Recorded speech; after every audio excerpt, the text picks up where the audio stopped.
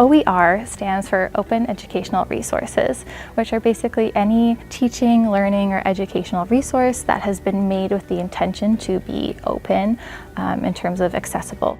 A lot of people think of them as simply textbooks, but they're also test banks, they're images, videos, they're all sorts of materials that make up what an open education resource is.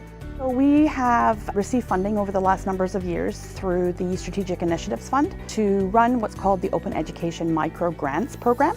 The funding went towards a student research assistant. At the end of the projects, they all created an open ed resource. This OER project has launched my sabbatical work, which is focused on a trauma-informed approach to issues related to mental health and climate change or extreme weather. We're hoping to put together an open access handbook so any social worker can access that information. You know, having students be involved in this project is definitely engaging learners and looking for different ways for learners to access knowledge. I was working to make this resource for whether it's faculty or students to kind of have case studies that they can refer to and create discussions in class, free to use, free to cite, anything like that. It just makes the university experience as a whole a lot more equitable for all students.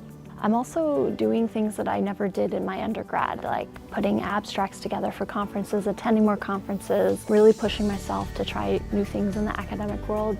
The biggest thing for me is actually having access to a full textbook and not having to waste that money. This project is so important for mitigating financial barriers for students.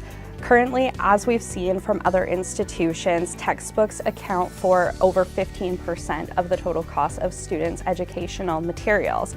So if we can provide opportunities for students to access materials without a cost to support their learning, then that's a win-win.